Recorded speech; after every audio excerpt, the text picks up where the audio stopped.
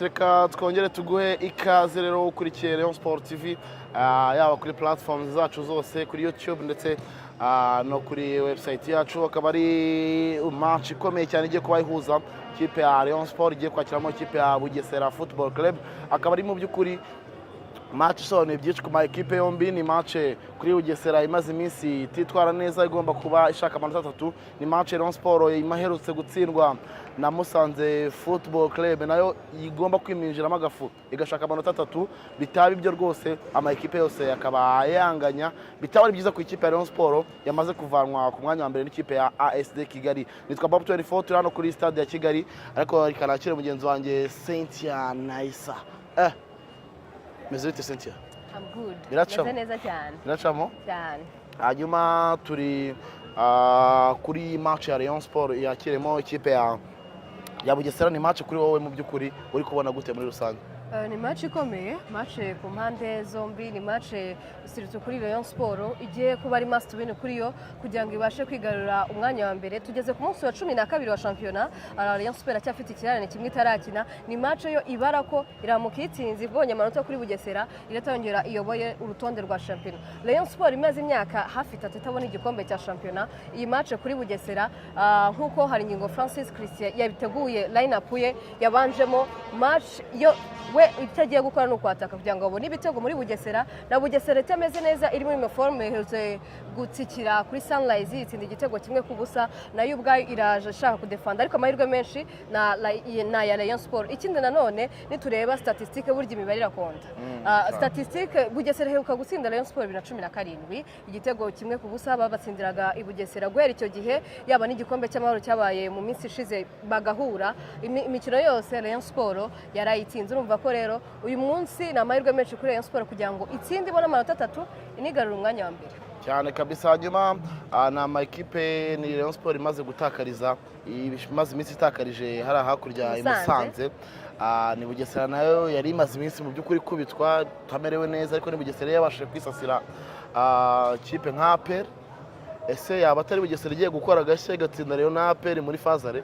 Aho mbona Bugesera ikunda kugira imbaraga nyinshi cyane iyo yakiriye ibifite umurindi, abafana baje kwishyigikira. Hari Bugesera kugira ngo haveho biba bigoye. Sirutu niba turi kuvuga na match ya APR yatsinze iri Bugesera, abanyabugesera bose ari baje kwishyigikira. Bitandukanye cyane na Rayon Sport yo ije ivuga ngo tuje gukira kwa AS Kigali ku mwanya wa mbere, tuje gukina turacyafite ikindi kirarane, turatsinda iyi match biraduha amahirwe yo kuyobora shampiyona. N'ikindi kirarane tugitsinda dukomeze gushyamo gap, dukomeze gushyamo gap n'indi kipe dukurikira. Urumva ko rero hanyingo Francis Christian w'icyabara ni igikombe cya shampiyona n'uyu munsi kugira ngo atsinde, kandi amahirwe arayafite. Hanyuma Cynthia, ni shampiyona mu by'ukuri kubona gute en general? Shampiyona tugeze ku munsi wa 12, harabura imikino 3 fazare ikarangira, igikombe kiri mu kirere. Ni shampiyona tugeze ku munsi wa 12 maze kuyoborwa n'amakipe atandukanye. Turi kuvuga AS Kigali, turi kuvuga Rayon Sport, Kiyovu Sport nayo igeze gufata agahe irayobora. Umva ko rero nagasogera yoboye, no kuvuga ngo mu mikino 12 nta kipe yose itaratsindwa, sibyo? Ni ikipe yose uvuga ko yinjizwa. Kiyovu Sport twahaga amahirwe ejo by'akoze kuri AS Kigali igakubitwa 4-2 twarabibonye. Ni kuvuga ko ni shampiyona igikombe kiri mu kirere, uzabasereye umwaka azagitwara. Prediction yawe kuri no match? 3-1, ariko amahirwe na Rayon Sport gutsinda.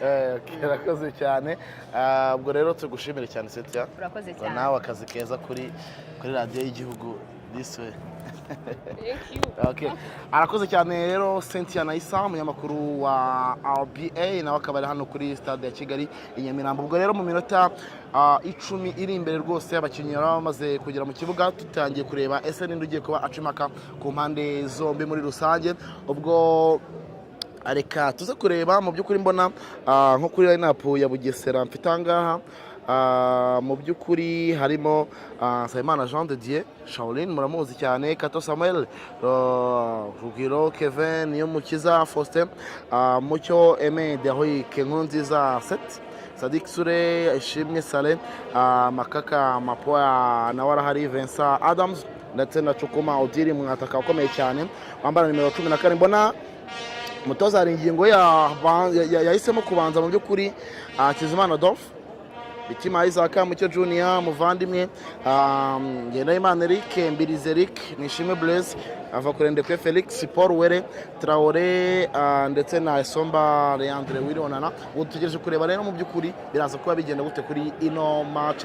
Reka tuze kuba tugaruka mu kanya gato nyuma yo kuba tumenye ese baraza mu kibuga biratangira gute, biragenda gute, byose uraza kubikurikirana. Nibutse ko wabwira n'abandi kureba match ni amafaranga 500 imbumbe rwose ya Senyisa, ubundi ukirebera match ku mashusho meza cyane, ugashyigikira ikipe yawe ya Rayon Sport, ibintu bikagenda fresh.